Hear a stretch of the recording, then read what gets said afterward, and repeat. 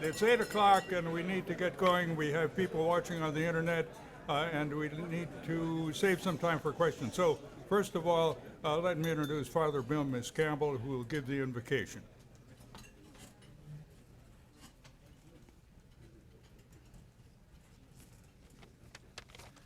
Dear friends, let us pray. God our Father, we praise your name and seek your blessing on all the wonderful participants in our gathering here this morning.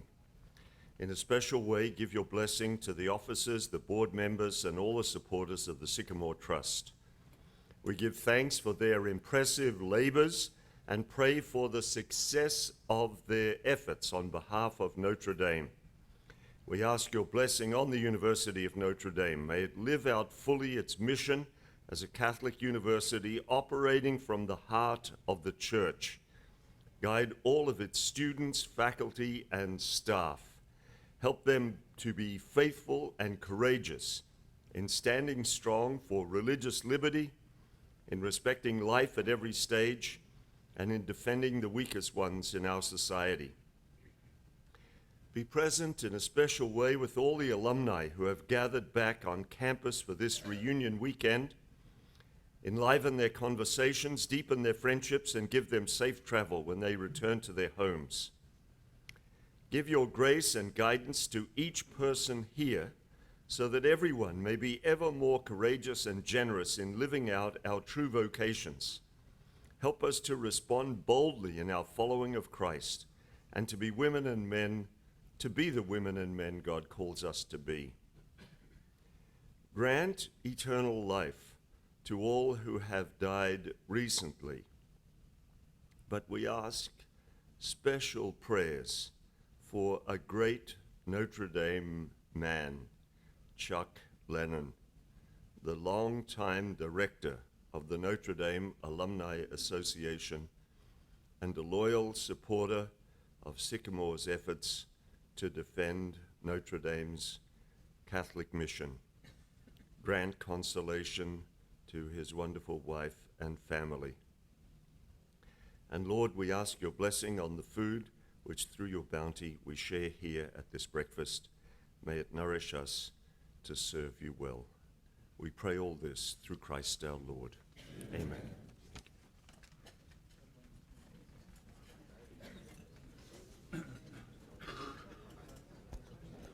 Thank you, Father. Let me ask, can those of you in the back of the room hear me all right? Is that back there? Can you hear? Okay, well, too bad for you, but fine for me.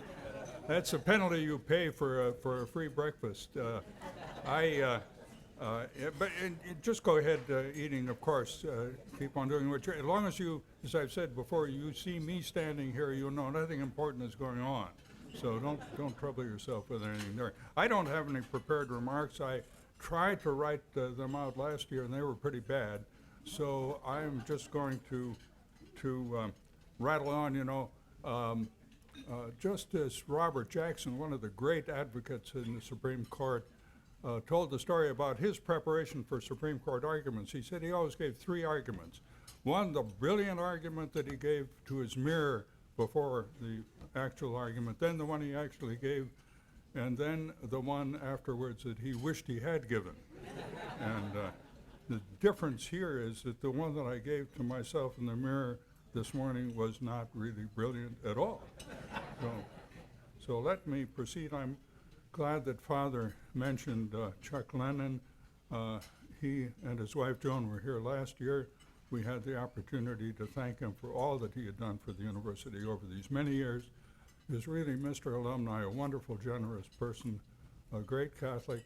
And along with his wife Joan, I just want to mention this because we have members of the pro-life community here in St. Joseph County, and the Lennons were great supporters of the pro-life cause.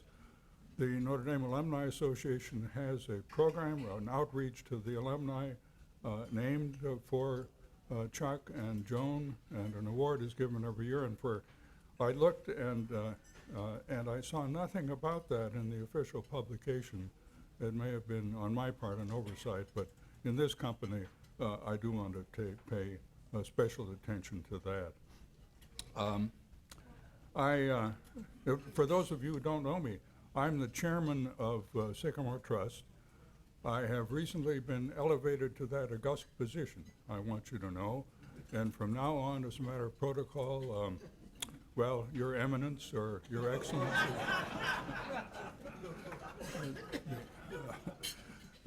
I'm with the Pope in respect of kissing of the ring, so you don't have to trouble yourself with that. But I do kind of fancy those, what were they, scarlet slippers that Pope Benedict had? Well, we'll have to see about that. Watching us on the internet is Professor Walt Nagorski. His wife is with us today, and we're awfully grateful for that. Professor Nagorski was taken ill yesterday, but he's coming along fine. He and Elaine have been great supporters of us and dear friends, and so Walt, over the internet, we wish you the best. And I'm sorry to say that our new president of the organization, Bob Schmidt, was taken ill yesterday, and so he was going to do part of the program, and I will pinch hit for him as best I can. So remember Bob in your prayers, and perhaps he's watching. I hope he is. I just say a word about Bob. He's an old friend of mine. We were lawyers together when I was with the railroads, and before that, when I was representing the railroads, Bob was a young lawyer down in Washington in the National Railway Labor Conference, which I subsequently came to head. Then he went on in his railroad career and wound up as chief executive, excuse me, and chairman of the Chicago Northwestern Railroad. Excuse me. As I say, I've been associated with the story is, in brief, the railroad industry was in terrible shape, and Bob and I together rescued it. Now, you may be skeptical, but that's our story, and we're sticking to it. As I say, this is the 10th, I guess I haven't said it, but let me say it now. It is the 10th anniversary of the Obama calamity, the conferring of an honorary degree on President Obama, the most formidable adversary of the church on abortion, and subsequently on religious liberty as well. I wonder, that was a sad story. And I think we have we certainly have some members of the St. Joseph Right to Life group here, and we probably have some members of the Notre Dame 88, do we? You have Penny? Okay, no. Esther, okay. And thanks to all of you and everybody in the pro-life community around the country, but for the wonderful work that you do. That was a sorry episode, and you may well remember it. Anybody here that was at the rally and mass on the quad at that time? Yeah. Oh well, wonderful. And you will remember. Do you remember Father Miss Campbell's stirring remarks at that time? And that was then followed by the prosecution of the courageous people who were picketing in opposition to the honoring of Obama, who tread upon some of the outlying precincts of the university. That prosecution went on at the instance of the university for some 2 years before it was finally dropped. Father Jenkins's explanation that the university always brought prosecutions against trespassers and had to conform to that policy was just false, as we discovered and checked and confirmed. Pro-gay and pacifist trespassers were simply ushered off the university precincts by Notre Dame police. No prosecutions were brought. It was a catch and release policy, and the treatment of these brave people was nothing to be applauded, to put it conservatively. So we're awfully happy to have all of you with us, and to remember with regret that day 10 years ago and its sequels. I do have some people that I'd like to recognize here, members of our board. We have Tim Dempsey, our executive secretary, who is responsible really for everything that happens. He's the operational head of the organization. You, as I've said before, you may catch a whiff of nepotism there, but I want to tell you that I think I've deserved my position. And Tim and my president, Mary, my wife Mary, is sitting back over there. And then we have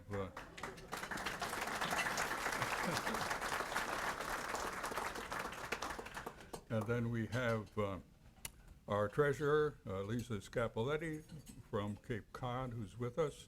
And we have Susan Scheer, one of our founding members, Dr. Susan Scheer from South Bend, and Catherine Kirsten, who comes to us from the Twin Cities. And Mike Bradley is here. Mike is the son of Professor Jerry Bradley and his wife Pam, whom I think are also here and who've been with us and spoken to us before. One of the really terrific professors in the law school, and a wonderful family. Mike is entering the Notre Dame Law School next year, having earned a master's degree in theology at the University of Notre Dame. A couple of other people, there are all kinds of people that I really would love to recognize, but my memory is not good enough, and we don't have the time. But I do want to note that Joe and Ann Scheidler are here, and Tom and Debbie Brecka are here someplace. Where are they? Back over there. Joe is the well, you know their names, and you would in the pro-life community. Joe is the founder of the Pro-Life Action League, and Tom is the founder of the Thomas More Society, real champions in the pro-life cause over all these many years. You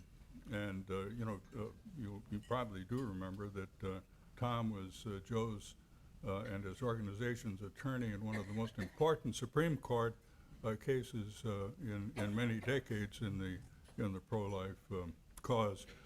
And if you get material from either of these organizations, as I've said before, pay close attention to it. After you've given just about everything you have to Sycamore Trust, and there's a little bit left over, give it to them by all means. Incidentally, Tom is representing now his organization, David Daleiden, in that criminal action business that's going on to everyone's sorrow out in California. You have a program. Now, I usually take a little bit of time telling you about Sycamore Trust. I'm not going to do that now. You have an extended history in this program. I may say that the cover is the cover of Father's book. And I mean, it's a remarkably handsome picture, isn't it? I mean, if that collar weren't for real, it would have been, Spencer Tracy, move over. The cover that I had originally thought we would have here was a Christopher Columbus mural. It's the one that shows Christopher Columbus with arms upstretched to God and these Native Americans being introduced to Christianity. And I thought, boy, that'd be wonderful. And then what would happen would be, at a signal, you would all cover it with your napkins. But Tim thought that was just a mite snarky. So, I said, we live in a world of snark, for goodness sakes. But anyway, so we passed on that. Now, let me introduce Father Miss Campbell, Father Bill. Don't you hate these people that say, Joe needs no introduction, and then they go on for hours? Well, here it comes. Father Miss Campbell is, as you know from the program, and if you didn't know it otherwise, is one of Notre Dame's most admired, most popular, and best professors in all respects. He's a an award-winning historian. He was chairman of the history department, rector of the of Moreau Seminary. He was the founder and president of the Notre Dame chapter for Faculty for Life. I met Father, just a little bit of history here, that has to do with Sycamore Trust. Back in 2001, when Father Malloy approved the student production of the Vagina Monologues, Mary and I were up in Cape Cod, and I got an email from some students. I didn't know any of them, but they were protesting Father's decision. And I thought, well, you know, this thing has an unhappy title, but it's been, you know, reviewed by Father Malloy and others, and it must be okay. Obviously, wasn't paying much attention to what was going on. So I dutifully wrote kind of letters to people like Father Malloy and said, you know, gently, you know, why don't you read this piece of trash? Well, I didn't know it was actually at that time. I'm sorry. What happened was I spotted in a bookstore a copy of the Vagina Models, and I bought it, and I read it, and I want to say, I'm not an expert in pornography, but holy smokes, I mean, this thing is a scorcher, wow. You know, it's the most graphic displays of sex, lesbian sex, and just awful stuff. So that's when I wrote, and I got back this really terrible letter from somebody in the administration talking about how important it is that students, you know, engage with the culture of the times and all that business, you know. So I just kind of wrote off Notre Dame at that point. I was occupied with my other alma mater, Yale. Incidentally, I didn't do a very good job there. They've got a committee that goes around the campus and looking for things to cover up. And no, I'm serious. This is true. And you know, the architecture is Gothic, and at one of the entrances to one of the buildings on the side, they had these stone cutouts of on one side a pilgrim with a musket, and on the other side an Indian with a bow and arrow. Well, the committee decided that the pilgrim, who had a musket, you know, ought to be covered up, so they plastered it over. And complaints were made to the president, who said, well, that's not the right thing to do. We've got to fix that. The way to fix it was to cover up the Indian with the bow and arrow. So as I say, I didn't do very well there. But then a very powerful member of the board of trustees at the time, who was a friend of mine, took me aside and he said, well, one night he said, well, Father Jenkins is going to be president, and you can forget your worries. He's going to take care of the Vagina Monologues and the Queer Film Festival and the whole business. And I said, fine. And indeed, Father Jenkins' inaugural address to the faculty was just terrific. I mean, if you can find it, it's really great. Focuses heavily on the Vagina Monologues, of the Catholic identity of the university, and said, in effect, you know, I don't think that Vagina Monologues ought to be performed here, but to the faculty, I'll listen to you. Well, that was a mistake, unless he really didn't mean it.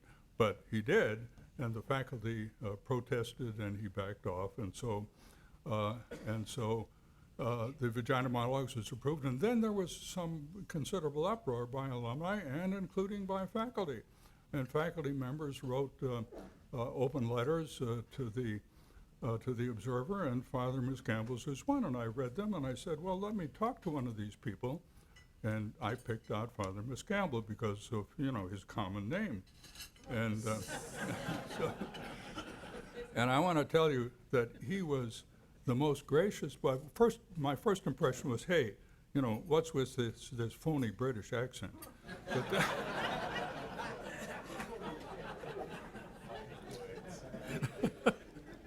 but then I learned that it's the British that have a phony Australian accent. And he was so gracious and, you know, and so perceptive. And Mary and I then subsequently came and visited with him and with Professor Nagorski, Professor Solomon, and some other people. And they were all so encouraging and such wonderful people. And Father's been fighting this battle for, as he said in the title to one of his books, battling for the soul of university. He's been fighting that battle now for decades. the Fighting Aussies. It is, I guess it's, goodbye leprechauns, hello kangaroos. And so Father Miss Campbell, I give it to you.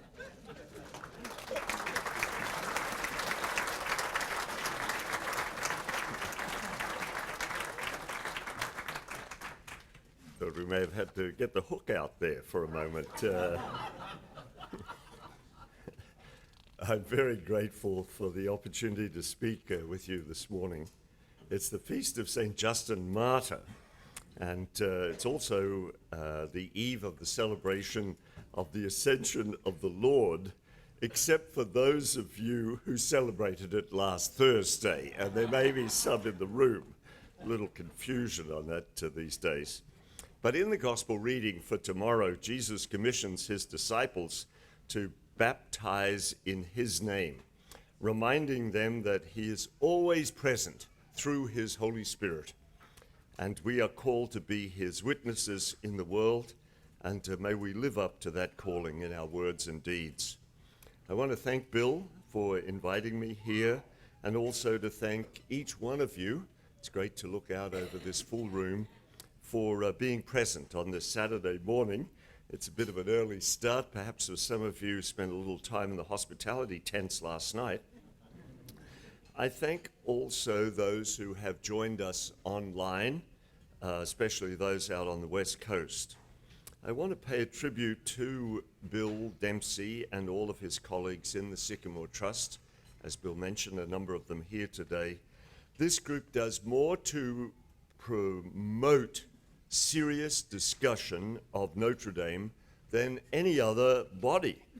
And as I have said before, there's a fear of serious discussion of the direction of the university here on campus, and regrettably, there's even some desire to suppress it.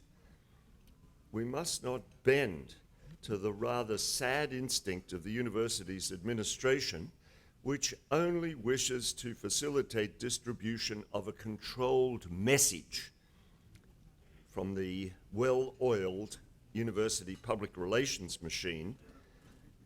They focus on whatever works to promote the brand. Be assured there will be plenty of this brand promotion on hand over the alumni reunion weekend. Those of you wearing those big IDs, be on alert, be on alert. Let me also acknowledge the wonderful contributions of Mackenzie Cracker and Jim Martinson, whom you'll hear from later on. Their great contributions during their time as students here at Notre Dame. They have courageously played their part in fulfilling Notre Dame's Catholic mission. Dare I say, we need many more such students, and I'm delighted to see this table of students over here, some of them my friends from Lions Hall, who are here with us this morning. Dare I say, we need many more such students like them, and the recruitment of students who wish to come to Notre Dame because it is a Catholic university should be a priority for our Office of Admissions. I hope that will be the case going forward. Now, I have entitled my talk this morning, The Ambitious Life and Conflicted Legacy of Notre Dame's Father Ted Hesburgh. It's the subtitle of my book. And I'm drawing primarily from the conclusion of that book. Now, note, I'm reflecting on a presidency that ended over 30 years ago. Father Hesburgh completed his long 35-year presidential reign in 1987. Perhaps you will not find the talk relevant to today's concerns, but historian that I am, I believe that the past has lessons for us if we're willing to learn them, and I hope that you might agree. Now, those of you familiar with Notre Dame, and I take it pretty much everyone in this room, know that Father Ted is lionized on this campus A number of buildings and programs are named in his honor and so forth. And in that usual modest Notre Dame way, some folk even raised the possibility that Father Hesburgh might be canonized at some point in the future. This sometimes occurs after folks see the recently released documentary film Hesburgh, directed by Patrick Crean. I believe it will be shown over the reunion weekend, and I encourage you to go and see it. But I want to suggest that before we rush straight to the hagiography stage in our writing and thinking and conversing about Father Ted, that we examine his life with some care. This is what I tried to do in my biography. And that is what should be done at serious universities by historians, to examine a human life in the full, with strengths and limitations.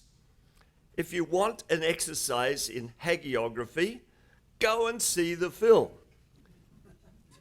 Ann Landers plays an oversized part in the film, but aside from that, there are some decent parts in it.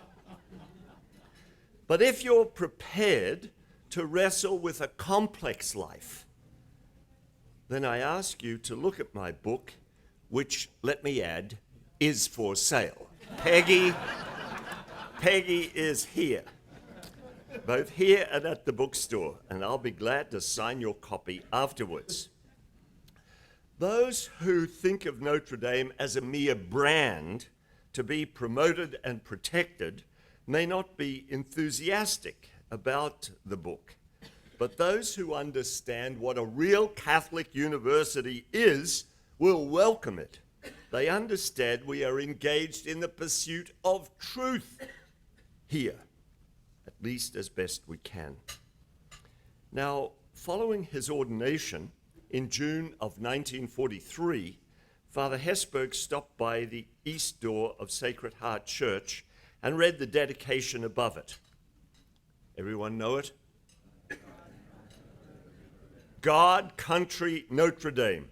He recalled that right there, he committed his life to serving that Trinity, as he called it, and he kept his pledge. He poured out his energies to serve his nation, the church, and of course to build up the university with which he was integrally linked for over 7 decades. His remarkable life and notable contributions made him unquestionably the most significant figure in the modern history of Notre Dame.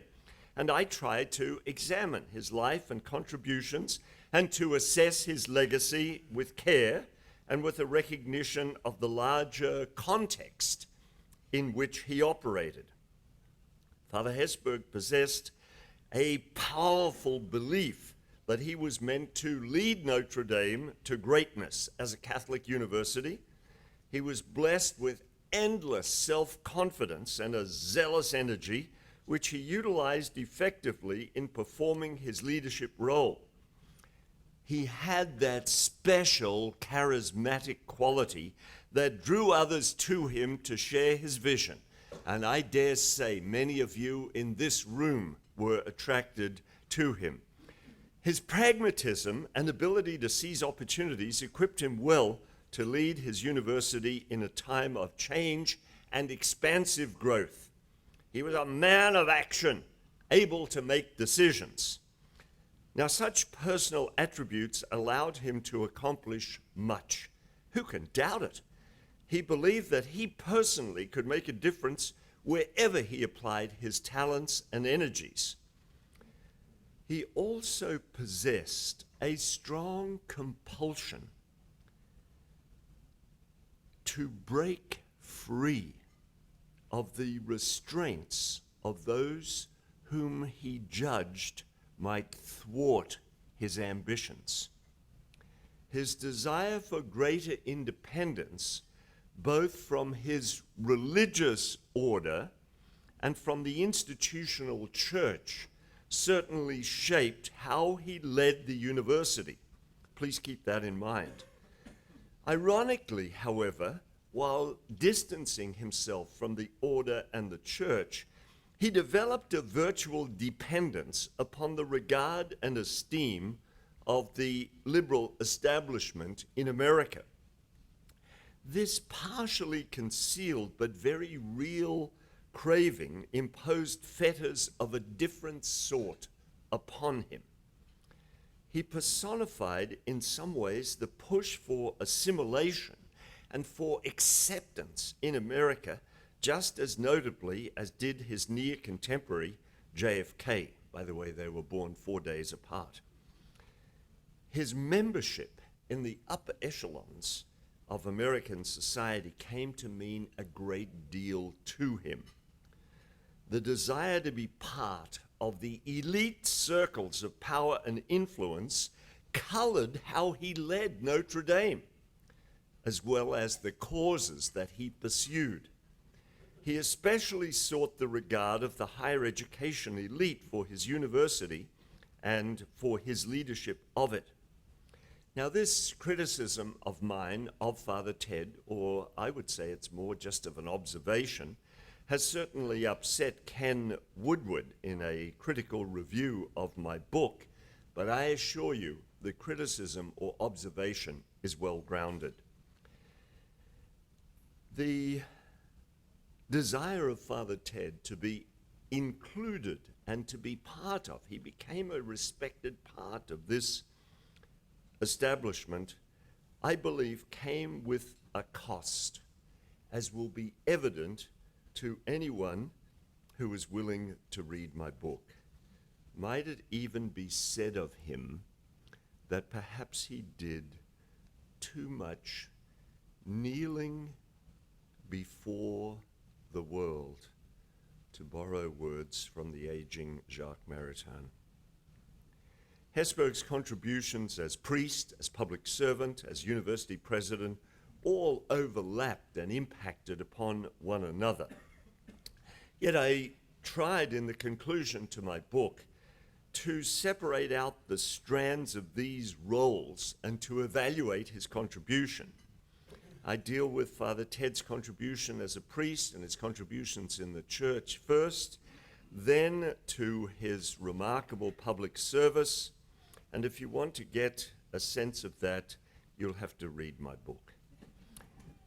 Let me say that Father Hesburgh, however, always held his priesthood at the center of his life, as any priest should. Father Ed Krause, seated here, could certainly testify to that as he lived across the corridor from Father Ted in his later years at Holy Cross House. His priesthood was, as he put it, the ground of his being and inseparable from his identity, and he surely did throughout his life what good priests have always done over the centuries: proclaimed the word of God and preached about it authentically, ministered devoutly the sacraments, especially the Eucharist, and spoke words of forgiveness, consolation, compassion, and encouragement. Nothing I say here this morning takes away from his remarkable service as a priest.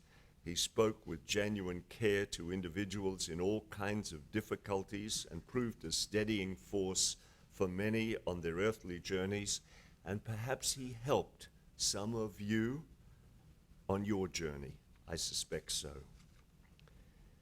Now, we should also note, however, that Father Ted's most consequential role in the church was in helping lead the effort of American Catholic universities to distance themselves from ecclesial oversight. Through the combination of the transfer of Notre Dame's ownership from the Congregation of Holy Cross to the Land O'Lakes statement, to his efforts with the International Federation of Catholic Universities, he effectively established the independence from church authority of his university. This fraying in the formal relationship between Catholic universities like Notre Dame and the church that provided the very raison d'etre for such universities reflected no desire on Father Ted's part to secularize his school. He was not out to secularize Notre Dame. Rather, he wanted to make it more acceptable to the reigning approach in American higher education. Such efforts eventually prompted a response from the church in the form of John Paul II's Ex Corde Ecclesiae, an apostolic constitution that Father Hesburgh viewed with very jaundiced eyes and sought to resist. Keep that in mind as well. Father Hesburgh's influence proved much more noteworthy in his efforts to serve his nation than his church. No other priest served so effectively in the public sphere over such a long period, spanning presidential administrations from Eisenhower's through to Clinton's. His involvements are all the more extraordinary in that he pursued them while still actively leading his university. If you want to read about his relationships with the various presidents and his contributions in presidential administrations, if you want the details of Richard Nixon kneeling in a confessional at Notre Dame, buy my book. Do you discern a theme here? Seriously, friends, Father Ted pursued his public service while also serving as president of Notre Dame. This was the position he deemed as, quote, the biggest thing that I could possibly do in my life. It was much more significant to him than serving as a bishop. Even the possibility of directing NASA could not tempt him to relinquish the reins of the school that he wanted to forge into a, quote, great Catholic university. He was recruited at one point to get involved in the space effort, etc., but despite his love of space and speed, he turned it down. Who can deny that he was an extraordinary institution builder who dramatically enhanced Notre Dame's size and reputation by most secular measures? Student enrollment, faculty growth, endowment, operating budget, physical facilities. He oversaw the major decisions to transfer ownership from the Congregation of Holy Cross to the Board of Fellows, and of course eventually to admit undergraduate women to the university. He set Notre Dame on the course of becoming a significant research university in the United States. He recognized from the outset the importance of raising money for the development of the university, and he proved a prodigious fundraiser. He had natural strengths for leadership and enlisted the aid of dedicated benefactors to support his mission. He led Notre Dame in a modern direction, more in the mode of the reigning, what some writers have called the Harvard-Berkeley paradigm for American universities. Yet, he did not succeed fully in his ambition to create a great Catholic university.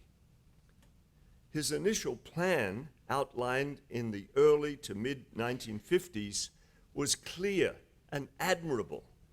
He did not want to be a mere follower in American higher education. He promulgated a vibrant incarnational vision of Catholic higher education. It's so notable to read his early speeches. This was the time period when he tried to recruit Catholic intellectuals like Jacques Maritain, like Christopher Dawson, to come to campus to help form an even more distinctive Catholic university. He wanted to make Notre Dame a new center of Christian culture.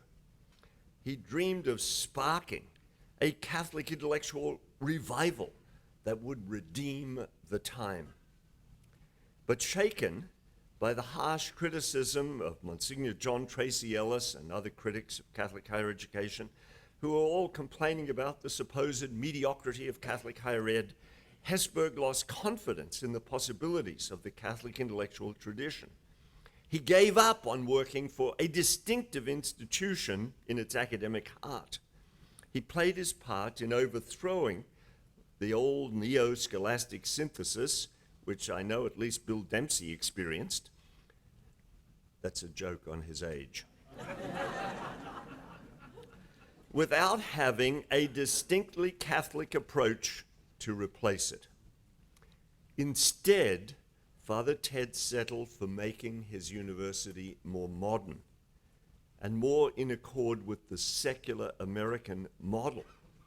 Influenced by his deepening associations with the important foundations and the elite of American higher education, the pursuit of excellence, as defined by the secular academy, came to dominate his actions.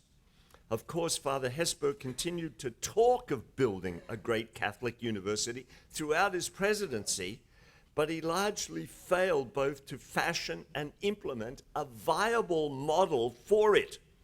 He neither recruited effectively nor empowered academic collaborators who might have aided him to do so.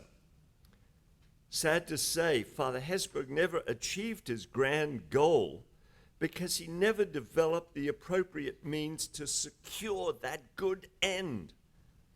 While he surely did his part to raise the finances and to erect the very functional buildings to fulfill his goal, I won't make any comment on Notre Dame architecture during the Hesburgh era. Let me just say Keenan Stanford, Pangborn Fisher. Enough said. Function over form, I think, was the expression. While he raised the money and built the buildings, he never gave sufficient attention to the crucial matters of faculty hiring and the content of the curriculum. He failed to effectively address the crucial questions at the heart of a university, namely who teaches and what is taught. Hesburgh's desire that Notre Dame fit comfortably into the American academic milieu and to win the respect of the leading American universities won the day. And this sentiment contributed to his desire to declare his independence from church authority as revealed in the Land O'Lakes Statement. The pressures for assimilation and conformity proved too powerful in the central academic domain of the university. Yet, while Father Hesburgh never managed to successfully develop a coherent model for a modern Catholic university, he did preserve some distinct elements. He gave Notre Dame a notable Catholic gloss by maintaining the religious neighborhood on campus that so impresses most visitors, and I'm sure impresses you. The basilica and its liturgies, dorm communities, service activities, the Lady on the Dome, the grotto, the many religious symbols that adorn the campus. At least outside the classroom, outside the laboratory, Notre Dame still has the atmosphere of a Catholic school, and I'm all for maintaining all of that.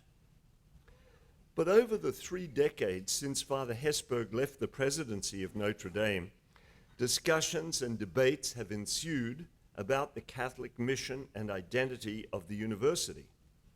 Those of you who follow Notre Dame, and I hope most of you do and will stay involved and engaged,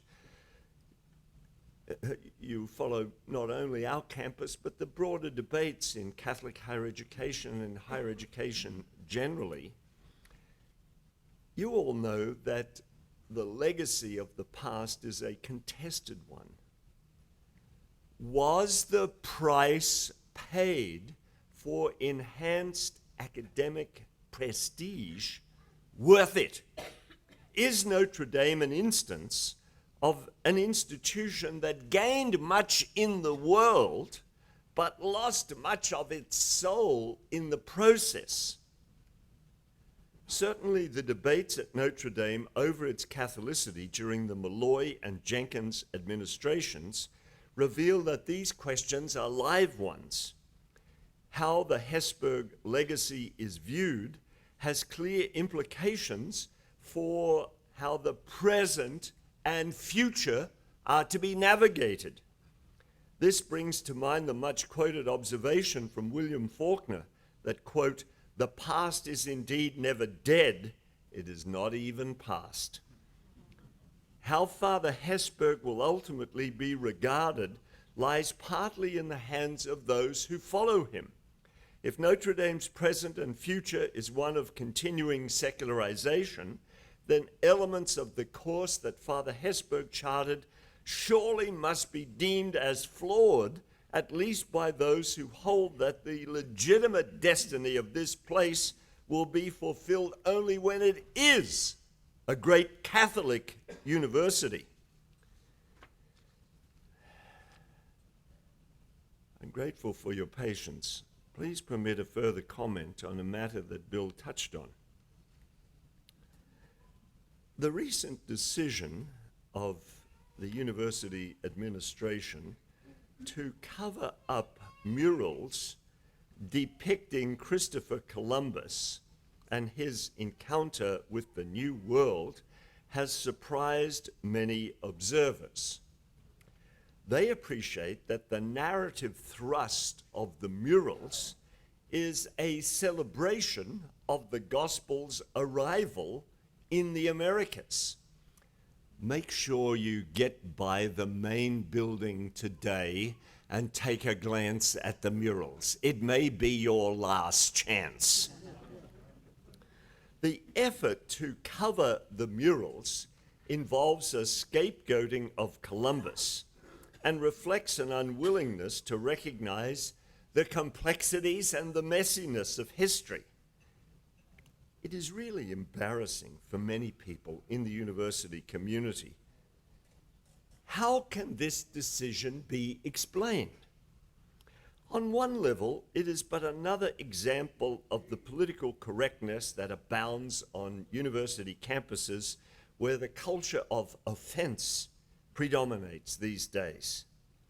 In this light, Notre Dame's decision is to be expected for the present circumstance. It reflects an unimaginative imitation of what occurs at leading secular universities such as Yale. In reality, the school that bills itself as the nation's foremost Catholic university has succumbed to an anxiety that makes it susceptible to the damaging and shallow fads presently besetting American colleges and universities.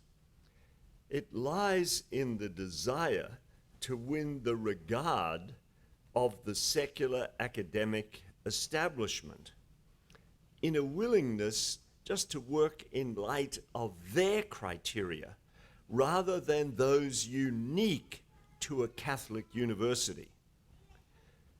Now, I greatly doubt that Father Hesburgh would ever have made such a supine decision as to cover over the Columbus murals. It's simply hard for me to conceive him. He had too much regard for Father Sorin, who commissioned them, and too much regard for the past. Yet it is easy to see how this decision grows out of some of the seeds that he planted over 30 years ago in that desire to conform to and to win the regard of the secular academic order. The founder of Notre Dame, Edward Sorin, priest of Holy Cross, hoped that his school would prepare good citizens for this world and, much more importantly, good citizens for the next. Father Hesburgh deeply admired his legendary predecessor and believed deeply that Sorin had not labored in vain, that he had built something special here. He described Sorin to me as my hero, and he saw himself always as fulfilling Sorin's vision for the university.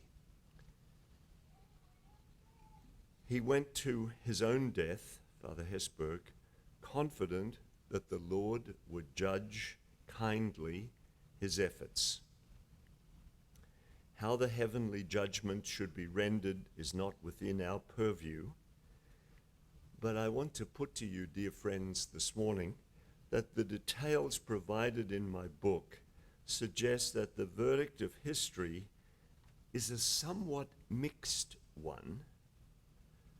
Guided by his conscience, Father Hesburgh sought to serve his church, his nation, and his university according to his own lights. He contributed much in that endeavor, but there are sizable limitations in his record. Comprehending the full details of his life and work can provide valuable lessons for the present and the future as to what to do, and even more importantly, what not to do. Perhaps a new generation of courageous educators in the faith, perhaps some of the young people here in this room, might draw from the story of Theodore Martin Hesburgh a better way to serve God, country, and Notre Dame. Please pray that they not only emerge, but also that they have the courage to act. Thank you so much. God bless you.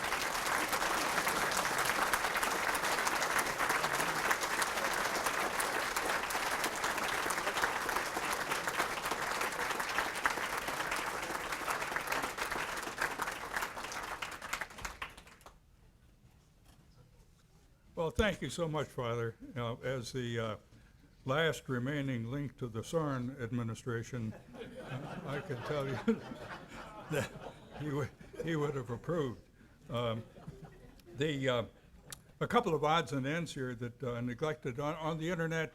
All of you we're so grateful that you're watching us, and if you have any questions, please email them to us, and I'll see that they are answered. And talking about, and I didn't mention, I think, that Father Miss Campbell's books are on sale back there. and Father says he stands ready to autograph them. And in his book, we have with us again today Father Ed Krause, the son of Moose Krause, a name that all of you know as a great Notre Dame person, and written about much in Father Miss Campbell's book, and we're awfully pleased to have you with us, Father Ed.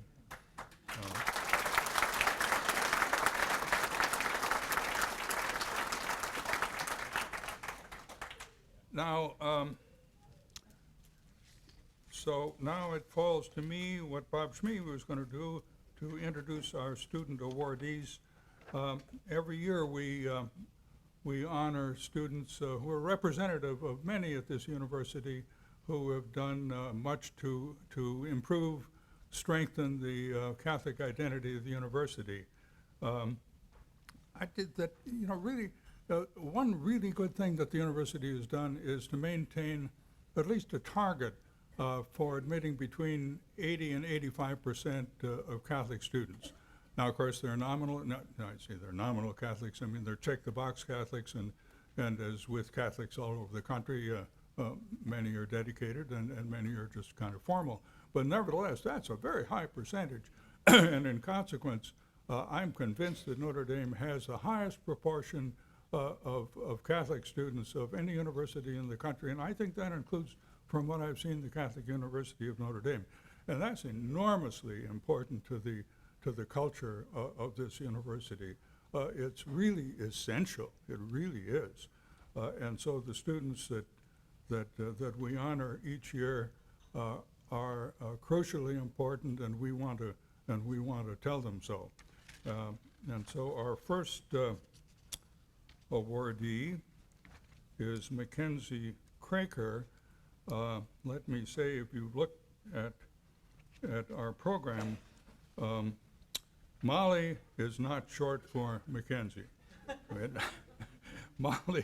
We thought we had corrected it, but I should say this, Molly McKenzie was with us last night at dinner. Molly McKenzie, my goodness sakes, I'm having a lot of trouble with that. Molly Cracker is Mackenzie's mother, and you will recognize her, I think, if you followed our bulletin. She is the author of that terrific letter on the porn filter that she sent to Father Jenkins, and that was really, really such a powerful piece of advocacy, unhappily not successful. But the reception to her letter was quite favorable in our precincts. Not like, I may mention, that unhappy mother who wrote a letter to the Observer calling for modesty in dress in church and suggesting that form-fitting leggings were not appropriate. My goodness, and you would have thought from the reaction on campus that she had, recommended that, that everybody wear hoop skirts in classroom. It was just terrible. And they had a leggings day. I don't know whether Father Jenkins participated, but a lot of people did. That inspired me with the notion that I would wear today, to show our solidarity with the students, my ballet tights. I thought that you would find that thrilling. Mary said you would not. So here I am, stodgy as usual. So Mackenzie was the president this past year. She's just graduated of the Militia Immaculata. It's a really important organization on campus. It's a chapter of the international organization founded by Maximilian Kolbe. It's dedicated to the devotion to Mary and here to the strengthening of the Catholic identity of the university. They have retreats, they have talks, they have socials. They do a wonderful job. The name Militia Immaculata puts me in mind of, and Mary, in mind of our favorite image of the Blessed Virgin. It's a medieval woodcut, and it shows the Blessed Virgin popping Satan in the nose. And it's the church militant, which is kind of out of style these days, but for people from the Soren era, it is not. And incidentally, our awardee last year was also the president of Militia Immaculata, and the daughter of one of our board members, Lisa Scapoletti, who is here. Nicole was her daughter last year, and she is now with the Little Sisters of the Poor, I'm happy to say. So Mackenzie?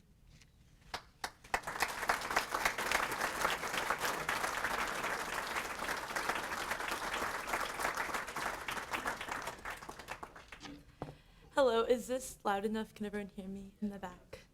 One of my favorite priests, he's a Marian of the Immaculate Conception, Father Donald Calloway, once opened a talk that I went to by saying, "Hail Mary, full of grace, punch the devil in the face." So I think that kind of goes along with Mr. Dempsey's icon reference. But I just wanted to thank Mr. Dempsey and the Sycamore Trust for this award and for the continued support of the Notre Dame Militia Immaculata, which is the student group of choice, which the award money will be going to. I also wanted to congratulate Jim for receiving the award as well. I can't think of a better example of student witness and advocacy than Jim and all the members of SCOP, who are truly on the front lines with the fight to install the porn filter at Notre Dame. And it's just been really inspirational to see your work this past year and get to work with you a little bit with that. Before I start off my talk, I would like to start with one of my favorite all-time quotes from The Magician's Nephew from The Chronicles of Narnia by C.S. Lewis. The main character, Diggory, is given a mission by Aslan and honestly admits to Aslan, the lion Christ-like figure, that he is unsure of his ability to complete such a task in a timely fashion. And Aslan gives him much needed help by turning the nearby horse, named Strawberry, into a flying horse. And the dialogue between Aslan and Strawberry is where one of my favorite quotes comes from. "My dear," said Aslan to the horse, "would you like to be a winged horse? You should have seen how the horse shook its mane and how its nostrils widened, and the little tap it gave on the ground with one back hoof. Clearly, it would very much like to be a winged horse. But it only said, 'If you wish, Aslan, if you really mean. I don't know why it should be me. I'm not a very clever horse. Be winged, be the father of all flying horses,' roared Aslan in a voice that shook the ground. 'Your name is Fudge.'" For the first time I read that quote, I felt as if it summed up the Christian life and nearly every aspect of my life at Notre Dame these past 4 years. Aren't we all like this horse Strawberry in a way? We're seemingly unworthy and undeserving of so many blessings, yet each still recipients of unfathomable amounts of grace and an extraordinary call to pursue holiness. I don't understand, and probably never will, how I've been blessed with this particular Notre Dame experience and these opportunities to serve the church in Notre Dame in whatever small ways I was able, and hopefully will continue to be able to. The other phrase, though, that sums up the Christian life, I would say, is thank you, as I've learned from Professor John Cavadini and so many other amazing professors I've had during my time at Notre Dame. So once more, thank you, Mr. Dempsey, the Sycamore Trust, Board of Directors, and so many others for seeing something in this not very clever horse's efforts. And thank you to my parents, siblings, friends, professors, and mentors who've encouraged and supported me along the way. In my remaining time, I just want to share a few thoughts about the NDMI, Notre Dame Militia Immaculata, and why it's been such an integral and formative part of my Notre Dame experience, as well as that of so many others, through its focus on community and zeal for the faith. And as Mr. Dempsey already explained, we are a chapter of the Militia Immaculata International Organization founded by St. Maximilian Kolbe. Community was an aspect of the NDMI that I encountered from the very start of my time at Notre Dame, definitely thanks to so many graces from Our Lady. The summer before my freshman year at Notre Dame, I worked a week at Catholic Youth Summer Camp in Columbus, Ohio, and I, alongside with the campers which I was accompanying that week, received miraculous medals, which I actually still wear today. And during Campus Ministry's Feed Your Faith Fair, which is just a giant fair for faith-based organizations to recruit incoming freshmen at the beginning of the year, I happened upon the NDMI table, manned by no other than Nicole Leary, who, as Mr. Dempsey said, won this award 2 years ago, along with Jim's fiance, Sophie. So it's kind of funny how things come full circle. So I met Nicole, and I complimented her on her miraculous medal, which is a natural point of commonality, clearly. And I signed up for the NDMI email list without thinking much beyond that.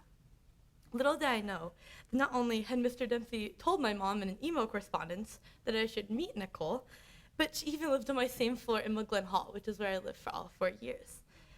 Over the course of an innumerable amount of conversations, usually late into the wee hours of the evening / early morning, Nicole and I had so many amazing conversations, and she shared so much wisdom and encouragement with both me and then my section mate, now best friend, Therese, as we rode this roller coaster known as freshman year of Notre Dame. Through it all, Nicole modeled such a devotion to Jesus and Mary and a life of prayer that I just wanted to emulate. I later had the blessing of living in the same section with Nicole my sophomore year, and then the delight of rooming with Nicole my junior year. So that was a huge discomfort and source of community that I received both through her friendship and then brought me more into the NDMI. Another important form of community that the NDMI has provided me was the community of 11 p.m. Rosary at the Grotto, which, as the name implies, prays the Rosary every night during the school year at 11 p.m. at the Grotto in all sorts of weather. We did go inside for the polar vortex. We thought it was better for campus safety, but we still prayed. So although it's not an official MI event, most of the participants are also in the MI. Besides being such a great source of accountability in praying the Rosary daily, which is hard to manage with a a busy Notre Dame student schedule, no matter what majors you're in. We were able to just not just pray the rosary nightly, but to forge amazing Christ-centered friendships and support each other in so many ways. And looking back through all of this, just the ups and downs of Notre Dame experience for me, it's no coincidence that Our Lady has played such a key role in all of these experiences. And I give all the credit to her graces for sure. So as leading the MI this year, building community was a really big point of emphasis for me, because I wanted to be able to give back in a small way, the way that all the other upperclassmen had been able to do that when I was an underclassman. So one of those ways was building community through the 11 p.m. Rosary again this year, and building these friendships on such a firm foundation of prayer and devotion to Jesus and Mary. Having such firm and strong friendships grounded in prayer, it made saying goodbye upon graduation that much harder because we were so close. But I have complete confidence knowing that the NDMI is in such good hands both this next year and beyond. One particular friendship through 11 p.m. Rosary and the NDMI, which started starting my freshman year, basically from the very start by the fall, with my friend Luke, played a huge role in helping learn more about St. Maximilian Kolbe and falling in love with St. Max's mission, his zeal for the MI's mission of evangelization. I had never really heard of the term evangelization before, and then once we started talking about it, and the zeal and just wanting to bring Christ to all people, it just caught my attention, and has caught my attention ever since. We had so many conversations about effective evangelization and all these creative brainstorming sessions about new evangelization methods, constantly seeking to aim higher in the spirit of St. Max and to bring the whole world to Jesus through Mary, using all available means. While discussing such lofty and challenging goals, we've realized over the course of the ministry that through our Marian consecration as members of the MI, we've given ourselves completely to Our Lady and give her permission to use us as instruments in her immaculate hands. And it is so comforting to recognize that she can use us as tools to reach and convert the world. Because in her immaculate hands, no matter how rusty tools we seem to be, she's still able to dispense so many graces through whatever small efforts we can make. One of the NDMI's main evangelization efforts is Game Day Grotto Evangelization, which, as the name implies, we're not really creative with names if you really think about it. We hand out miraculous medals and rosaries and take prayer intentions when we're at the grotto on football Saturdays. And this effort is not just a great way to spread Marian devotion, but it's also a way to remind so many alums and visitors that the Catholic identity of Notre Dame is truly alive and well, even though they may not see it in the news or even in the decisions of the administration. Mostly but the Catholic identity is alive and well through the work of student groups like ours. We've also, these past 2 years, also been able to start partnering with campus ministry to host confession stands, which, as the name implies, we have outdoor confessionals where campus priests come and hear confessions of game day visitors. We have like all these little tents on God Quad. And so many people, like the lines are really long even on really cold days. So it's been really great to get to see just so many graces being outpoured and creativity in trying to figure out where are ways that we can reach people right where they're at. Because I think that's part of the battle of evangelization is figuring out where those holes are, where those gaps are, and trying to fill those needs. On a more student-focused level, we've been able to organize Marian consecrations twice a year for both the Notre Dame community, but also for the students of St. Mary's College, Holy Cross College as well, and faculty and staff and grad students of Notre Dame have all been able to join us for the Marian consecrations and other events we've hosted. And we also have outreach efforts where we'll just pass out miraculous medals and rosaries and take prayer intentions, usually like in the elevator near La Fortune, and just have conversation about the faith and Marian devotion with passers-by, just to remind people that prayer is very possible to integrate into your Notre Dame life, even if it may seem that there's not enough time. Just being there to have that witness has been a really powerful way of initiating conversations and even friendships. An important lesson that I've learned both through the example of St. Maximilian Kolbe and through the NDMI community, though, is the need for our own personal ongoing conversion before we can work for the larger work of converting souls. We must place all that we have and are in Our Lady's immaculate hands, and she will lead us to her Son. Both big one-time events such as the Focus Seat conferences and daily commitments to prayer have helped me, as well as many other NDMI members, continue our own internal conversion. And I would be remiss if I didn't thank Mr. Dempsey and for the Sycamore Trust and its monetary support to help send many Notre Dame MI members to the SEAT conference this past January, where we have just an amazing time for prayer and encountering Christ in the Eucharist and at Mass and through the sacraments, and also just be inspired and challenged by so many examples of heroic witnesses to our faith, both in the 17,000 college students that were there in Indianapolis with us, and through the speakers and priests and seminarians. There's just such a Catholic community at Seek, and it was such a blessing to get to bring more Notre Dame and St. Mary's students there this year through the generosity of Sycamore. But looking at on a more day-to-day level, because Seek is only twice or every 2 year event, but on a day-to-day level, one of the larger goals of the NDMI this year is working to increase adoration hours on campus with the hopes of eventually getting to perpetual adoration is our long, big goal, aiming higher in the spirit of St. Max. Currently it is from 10 a.m. to 5 p.m., Monday through Friday, in the Coleman Morris Campus Ministry Building, which is such a gift. And it's so beautiful. A lot of my friends and I all have a particular hour or half hour a week that we go in and pray.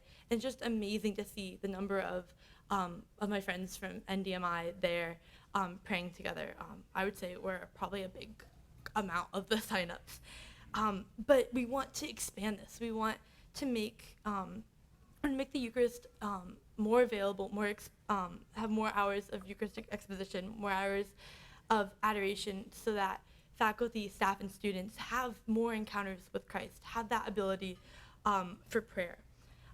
So long term, we would love to get it to increase the hours to maybe about 12 hours during the week, and then looking into the weekend as well. And campus ministry has been really supportive in this effort in working to not just work on expanding these hours, but you have to raise awareness, you have to invite others to pray, as we know, to fill those hours to make sure that the Blessed Sacrament isn't left alone.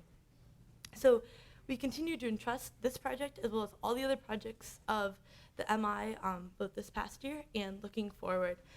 We continue to trust it to Jesus through Our Lady, and I ask for your prayers as we strive to remember and make known a JP2 quote that's the inspiration for this whole project of the Adoration Project especially. It is Jesus we seek when we dream of happiness. It is Jesus who stirs in us the desire to do something great with our lives, the will to follow an ideal, the refusal to allow ourselves to be grounded down by mediocrity, the courage to commit ourselves humbly and patiently to improving ourselves and society, making the world more human and more fraternal. This is a mission, a call that goes both at Notre Dame and beyond Notre Dame for each and every one of us, no matter if we are a recent alum or a not so recent alum, a current student or a prospective student. If we're not very clever horses or winged horses already, the only question is, will we say yes and to seek Christ above all else? Thank you.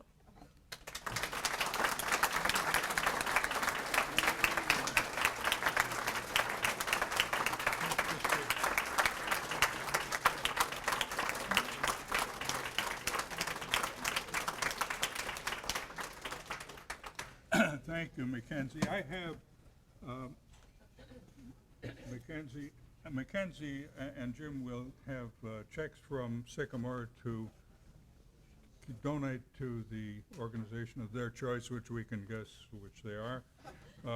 This is a suitable memorial. It's a lovely crystal. It's engraved suitably. It has a defect. We did not have time to etch my face on it. But if you'll return it to us during, I said this last year and nobody returned it. I don't understand it. But there you are, Mackenzie. Thank you again.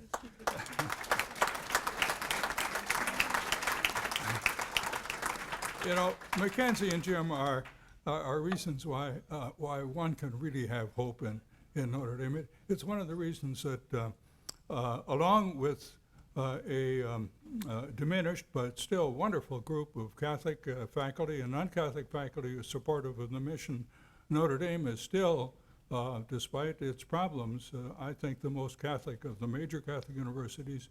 It's why when people ask me, parents ask me, for whether or not they should take a chance at Notre Dame, as they often put it, and they may expect me to say, no, don't do that. I say, on the contrary, by all means, run down to the post office and get your deposit in the mail before they change their minds, because it is a place, provided that the student is well grounded in their faith. It's the kind of atmosphere and the kind of students like Jim and Mackenzie and professors like Father Miss Campbell that make this still a very fine place. Now, to Jim Martinson is the president of SCOP. It's a terrific organization, and let me say that, as Mackenzie indicated, one of our major functions in Sycamore Trust is to provide all the support we can to these terrific student organizations. It's one of the most effective and most important things that we do in our judgment. Jim is president of SCOP. SCOP is a wonderful organization. Initially, it was formed at a time when same-sex marriage was an issue in the state of Indiana. As an unofficial organization, it was taking a position against that. Its application for official recognition by the university was initially denied. And through the persistence of the student leaders and the support of alumni, we tried to do all we could do. That decision was ultimately reversed to the great good, I may say, of the university and of the students here. It's dedicated to all issues that affect families, questions of gender, questions of sex, and most prominently recently questions of pornography. As Mackenzie indicated, Jim is engaged to Sophie Bono, who was one of our awardees a couple of years ago.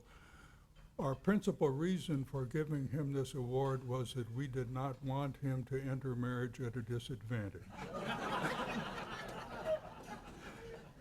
Jim, you have it.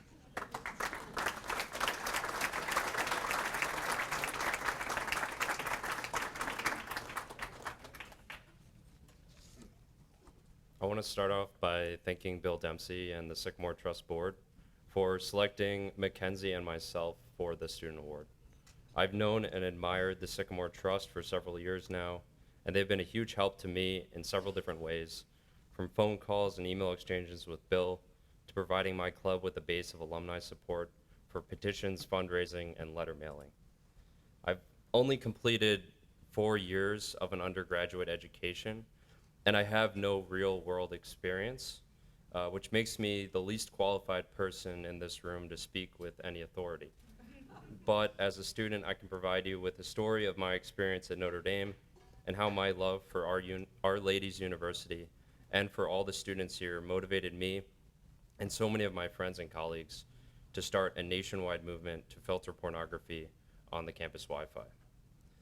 I fell in love with Notre Dame like most people do, watching Notre Dame football lose game after game. It's the kind of sickness that many are familiar with, where the more Notre Dame loses, the more we want them to win.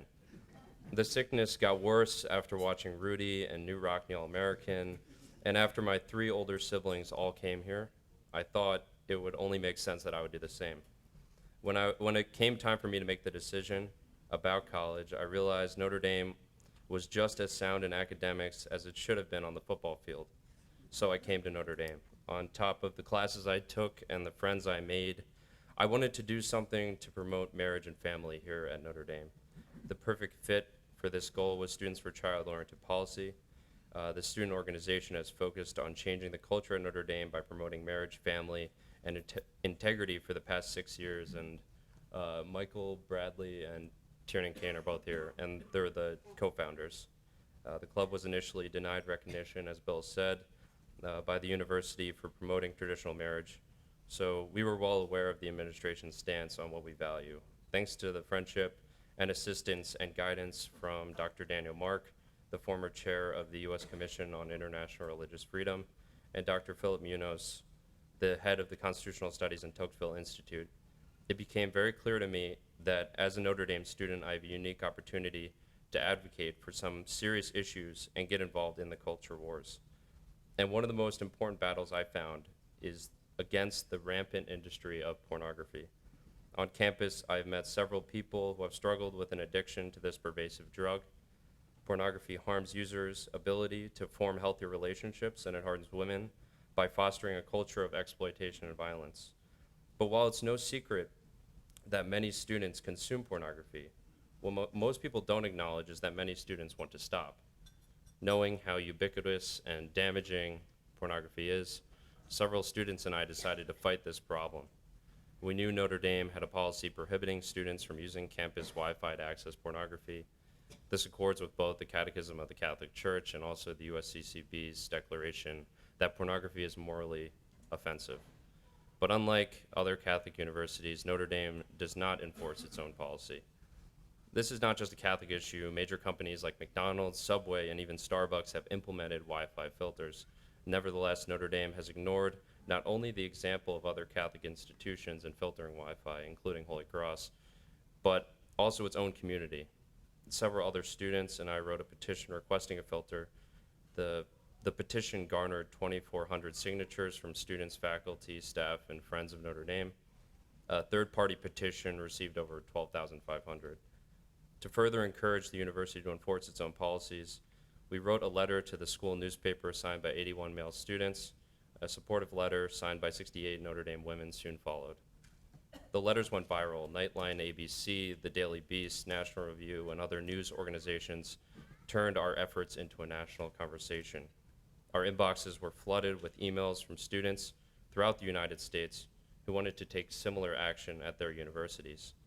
The national organization, Enough is Enough, sent a letter to Notre Dame administration supporting the campaign. Despite this wave of support, Notre Dame has refused to implement the filter.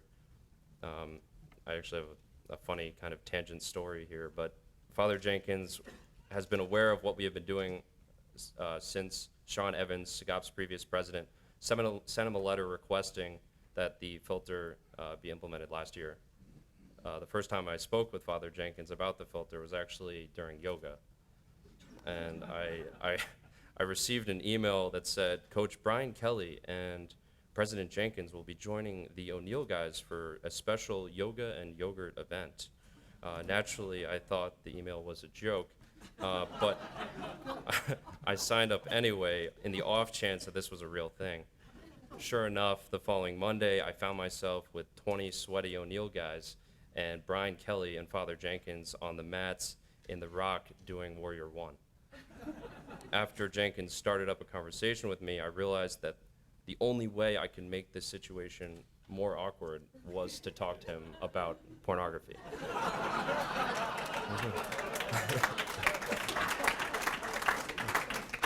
So I brought up the filter and explained how this could help so many guys on O'Neill and all over campus.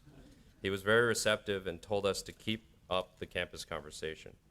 After the media storm, we met with Father Jenkins in a formal setting and explained how beneficial, technologically simple, and inexpensive the process would be. But the answer was no. Jenkins told us that a filter would inhibit the faculty's ability to participate in academic research.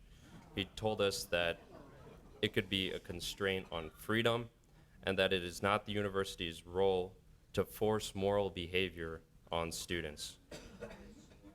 In the middle of all of this, I received an email from the president of the Love and Fidelity Network, an umbrella organization of SCOP, asking me if I'd be willing to be nominated for USA's Gentleman of the Year Award. And I agreed, thinking that the voting process would be small, just among my friends and family. The next day, an email blast goes out from the Sycamore Trust saying in all caps, "Vote for Jim." And my phone proceeds to explode with every person I've ever met in my life telling me they voted for me. And after a few subsequent emails from Sycamore, including my favorite, with the all caps subject, "The Pope says vote for Jim," my nomination dominated the competition and launched me into the fame and fortune, the likes of which only a few can experience in their lifetime. So, if anyone has any questions on how to be a gentleman, feel free to ask me, because thanks in part to Bill Dempsey and the Sycamore Trust, I am now officially an expert. But back to the filter. The problem with pornography extends beyond the individual. It is a community-wide issue that calls for institutional leadership to promote public health and well-being. If Notre Dame truly finds pornography abhorrent, it should not be providing it on its own dime. The university has already demonstrated a willingness to shield students from offensive material by covering campus murals of Columbus. Notre Dame needs to be consistent in how it deals with morally degrading content. It disheartens me that my university has ignored a call from 1,000 plus people to adopt a simple measure that would promote a campus culture of human dignity and respect. But even more disheartening is the inconsistent, illogical way Notre Dame has handled the situation. If this university is to live up to its mission of intellectual and moral integrity, it must not only recognize moral depravity wherever it exists, but it should also take a strong stance against the depravity and help students do the same. I love Notre Dame, and I love the people here that make this place the world's preeminent Catholic university.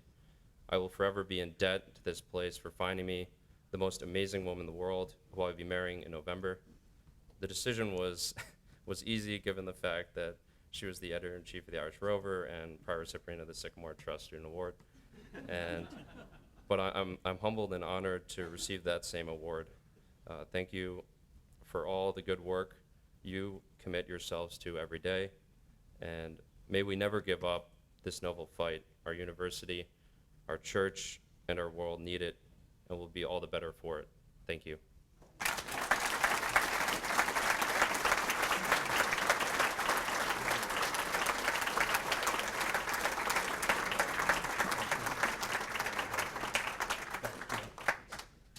Thank you so much, Jim. That's wonderful. Now we've proved our vote-producing chops, and so for a modest fee, if any of you are running for anything, just get in touch. We'll get the Pope in line too. Just a couple of odds and ends here. On the Columbus murals, let me just say this: if you read Father Jenkins' statement. Now, you may have thought that this decision was occasioned by stories or history updating, indicating that Columbus was not terribly gentle in his treatment of some of the Native Americans that he ran across. But no, that's not in the statement at all. What Father Jenkins says is all complimentary. He was an intrepid explorer, and in his television appearance, the same thing. Oh no, the reason that his panels are being covered up is because the people who came after him centuries later in the United States, where he never touched ground, did some terrible things to the Indians. Yeah, you've heard of the sins of the father being visited on the children. This is the sins of the children being visited on the father. There is nothing more terminally silly than this decision in those terms. It just is absolutely incomprehensible, really. And on the pornography issue, it's a second issue that, in my opinion anyway, and I think shared by many others, there is no reasonable explanation that can be given for the universities not taking what steps it can to dampen the torrent of pornography that it supplies to students each day, 24 hours a day, through its internet service. And when one combines that with the university's tacit permission for an unofficial student pro-abortion, pro-contraception organization to supply free contraceptives on request to students in the dormitories, one has an unhappy combination, to say the very least. Now, I think it is appropriate now to call for questions. Let me tell you my favorite story about Father Miscamble first. I'm prompted to do this because of his reference to my age. His brother Philip is he a Franciscan? He's Franciscan in Australia, and he is sort of, whatever the term is, boss of the Franciscans in Southeast Asia. And I've never had the pleasure of meeting him, but I wish I had. It sounds like a wonderful man. But he was visiting Father on campus one time, and you have observed, if you didn't know it before, that Father Miscamble is very tall. His brother Philip is even taller. They were strolling around the campus one day.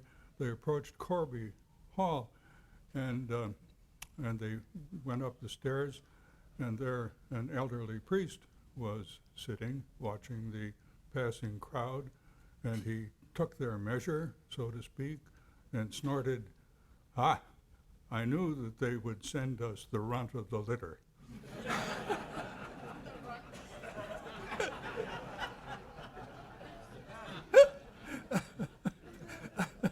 Sorry about that, Father. Now, we're open to questions. Over there. Father Miscamble, long ago and far, far away in a different galaxy, I was a CPA doing tax returns for executives in Europe based out of France.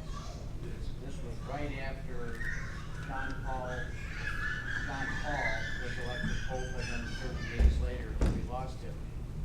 In that intermediary period of time, my only connection with the United States was through this dubious journalistic effort called the International Herald Tribune. Yeah. And they reported a serious movement amongst U.S. Catholics to have Father Hesburgh jumped from priest to cardinal so he could join the conclave for the next pope and have his hat in the ring. I'm sure you're aware of that. Would you care to discuss what happened there? Or am I hallucinating? You're not hallucinating, but I think you're taking the International Herald Tribune a little too seriously. There were often speculations that he should be made an archbishop of a major diocese. Now, is there anyone here from Omaha? Good, because Father Ted once said, who'd want to be Bishop of Omaha when I'm president of Notre Dame? I don't think that after 1968 and the rupture with Pope Paul VI over Humanae Vitae and the dispute that followed subsequently with his criticism of certain Vatican officials, that he was ever really considered for a position in the hierarchy. And there was just no simpatico between him and John Paul II, although I realize your case is prior to JP2's election. But prior to 68, there had been speculation, that he would get a major C or something like that. But I think he proved resistant to it because he thought his base was much stronger here. And then the speculation around that time, after the sudden death of John Paul I, was just mere speculation by American journalists trying to, beat up a story.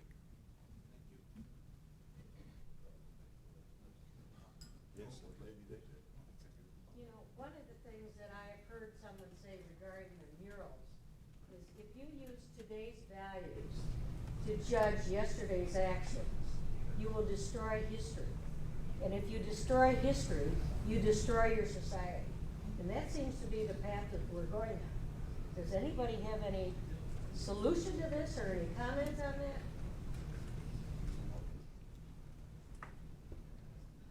There's not a lot of courage and leadership in American higher education. I think the law school that Bill went to, Yale, that university, I was there on sabbatical in 2016-17, and there was just this desire to try and placate the student upset. And it sometimes seems like there are a few adults left in the room who can say exactly what you said, that the past is difficult, messy. There are all kinds of mistakes made. We're making all kinds of mistakes in our own time. Perhaps we should be a little more modest in how we judge past actions. But if someone has a better solution for how this is to be addressed, I say it's a need for courageous leadership among university administrations and beyond that. Yes. This is the 10th. Come to you next. The 10th Come to you next. Next. I'm a lawyer, but I can wait. As we all know, this is the 10th anniversary of Notre Dame giving an honorary law degree to an individual who used a legal argument to twice not support the Newborn Protection Act in the Illinois Senate. And when I first got the drift of this as an alumnus, I was very upset, and my wife said, why don't you do some research to see if this really. And of course, probably a lot of us here have seen the YouTube of the nurse from a hospital outside Chicago, ironically called Christ Hospital, that rocked the baby until the baby died 45 minutes after being wrapped in dirty linen and put in a dirty linen. And I have, among many other family Notre Dame alumni, I have a niece who graduated that year and went to work in the development office. And she told me that you would not believe the phone calls that I got from alumni screaming at me that they would no longer donate to Notre Dame. And I understand it was sort of a cover-up because donations did go down. The excuse used was the recession. But I'm curious of an up-to-date explanation for how anyone could rationalize the board or the administration giving an award to someone who said it's legally consistent to deny support to a newborn if you want to believe in abortion in the last trimester. And I'm curious if Sycamore Trust has any data on how many alumni like myself stopped giving to the Soren Society.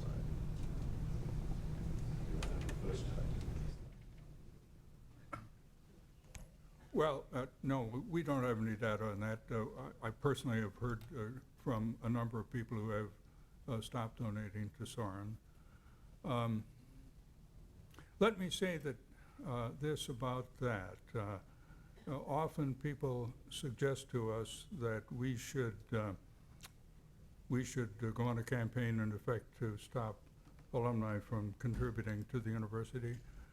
We have not done that for a couple of reasons. One is a very practical one. I mean, Notre Dame is a money machine, and really, whatever kind of impact we might have in that respect would be nothing to this university. But there's a more important reason, and a much more fundamental one. What's needed here is a change in mind and heart, in which Catholic identity is put ahead of academic prestige. Not that academic prestige is disregarded by any means, but that, first of all, the consideration in hiring, in particular, faculty, should be contribution to Catholic mission. That requires a change in mind and heart, and not just by the administration, but led by the administration, but the administration influencing the people in prominent positions in the faculty. And you don't get that by, in effect, trying to lever them by denying them any kind of financial assistance. You don't get that way. And so what we do is to urge people not to contribute to the general fund. And to, if you do, and it's everybody's decision, independent decision as to whether or not they want to contribute anything at all. But if you do, we say earmark your contributions to, in particular, for the kind of Catholic organizations that we're talking about here, or the Center for Ethics and Culture, or the Institute for Church Life, one of those, not to the general fund, but that's. Just a further thought about the Obama visit in light of your question. The university and Father Jenkins still officially maintain it was absolutely the right thing to do. Father Jenkins said he would do it all over again, etc.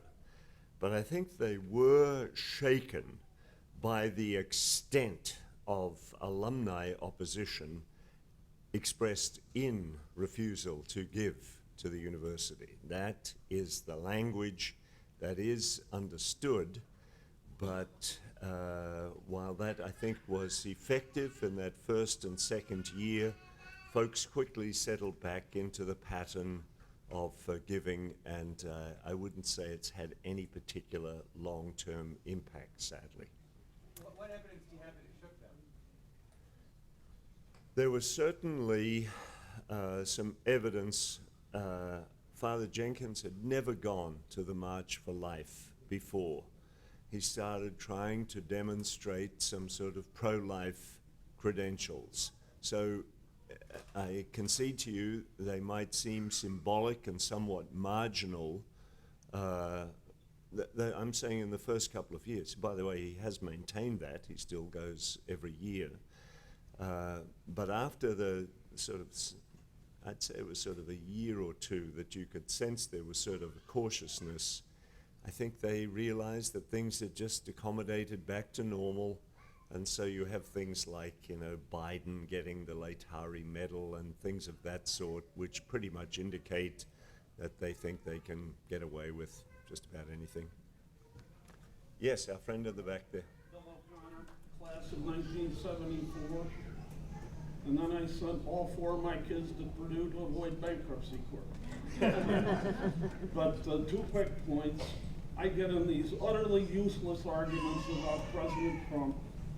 And Bill Dempsey, you'll agree with this the most. I conclude them one way. I'll tell you the one major difference that everyone here will agree with me on between President Trump and his predecessors.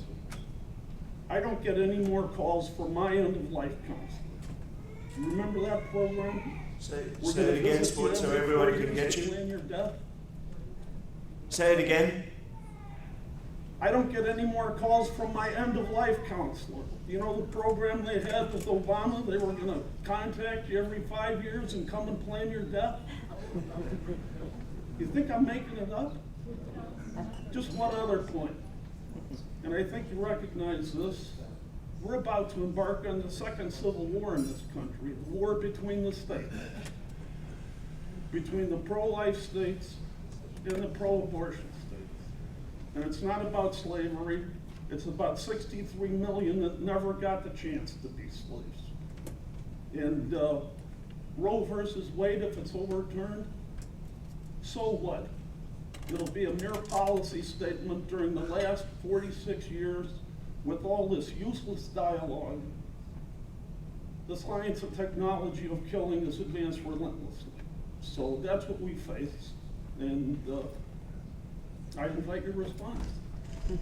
Well, one of the things that is clear to me is if Notre Dame is to fulfill its mission, I don't know whether it's going to be a civil war, but it's clearly going to be a major cultural struggle, that Notre Dame should be this pro-life bastion, training young students, of course, who are going to go out into the world as active citizens, etc., and being an institutional base. We are this to some extent through the individual groups such as the Center for Ethics and Culture, Institute for Church Life, etc. So where we have to play an enhanced role in this. And of course, I would say also on religious liberty issues, on trying to be a voice to counter the persecution of Christians throughout the world, etc., that Notre Dame should be this strong voice, but instead we're a sort of tepid place looking around, seeing, what might sell, what might not sell. Our recent record is that we caved into the HHS mandate. Yeah. And provided abortion drugs for 4 years, and we're going to do it again. The same thing's going to happen if a Democratic president is elected. They're going to lean on us with the mandate. We're going to capitulate, and the same thing is going to happen. I don't dispute that. Take one more, Patrick. Just one. My name's Patrick Mangan. I'm a 1980 grad of the university. We've had an organization, Citizens for Community Values, for 25 years. And Sycamore Trust has been a great friend and partner and add to that. And Father Dolan, I go back to my undergraduate days. So I'm happy to be here with you. We're deeply engaged in that culture war. Our organization had the meeting that created the Notre Dame 88 the night before with Alan Keyes and Randall Terry, who came to town to protest that. And I want to compliment our young speaker, because we've closed 36 strip clubs in this area, and I can tell you that your work is greatly needed and it needs to carry on. I can also add to the fact that Richard Notre, our chairman of the board at one point, had money in Obama's campaigns in Chicago. So there's a lot more to that whole story of the connectedness. And I'd just like to kind of offer a comment and invite some comment back to it. Everybody asked me, can we do this without getting political? And I said, absolutely not, because this political issues today are misnamed political. Abortion and homosexuality and marriage and religious freedom are spiritual issues. So I am the evangelical pastor who calls on my alma mater to be more Catholic. That is my dubious role in this whole show. But we are in a place where I think we have to engage the conversation on our values unapologetically in all the political realms, including the political one with the work of fellows. I just invite someone else to comment on that. Well, Patrick, you do wonderful work, and we follow it carefully, and all that I can say is that I hope everybody in the room will do that as well, and support them in any way that they can. Patrick certainly shows what can be done by people who are willing to engage in their community. My final word would be just to ask all of you to stay engaged at Notre Dame.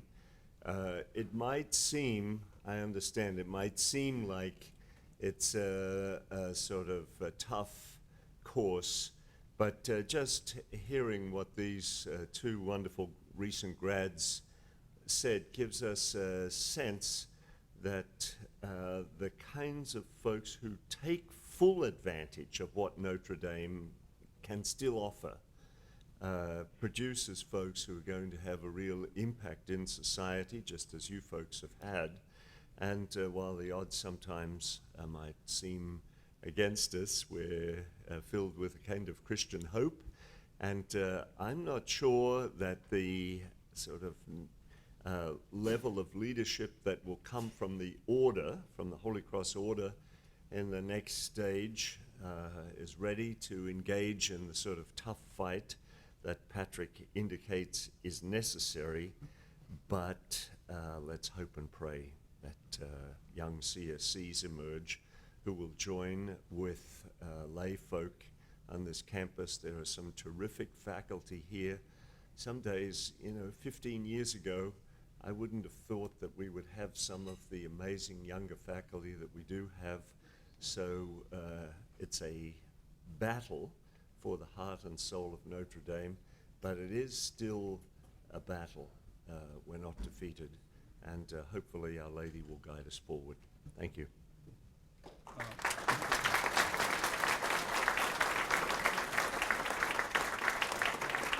Thank you, Father. I have a closing remark and a closing announcement here. We had a dinner last night with some board members and some faculty and a few guests, and Jerry Bradley gives me this. We found a pair of glasses on our table at the end of last evening after the Sycamore board dinner. Would someone like to claim them? And I have them here. Actually, they work for me, so fine. And, generally, I've been closing with the story about a pope.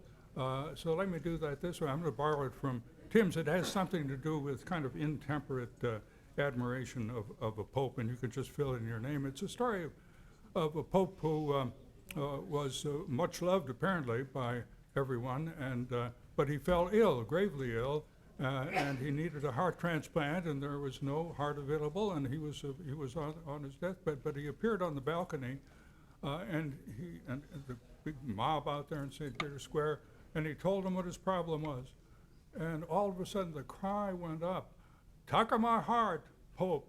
Take my heart, Papa! Take my heart, Papa!" And he was taken aghast by that, and he consulted with his chamberlain.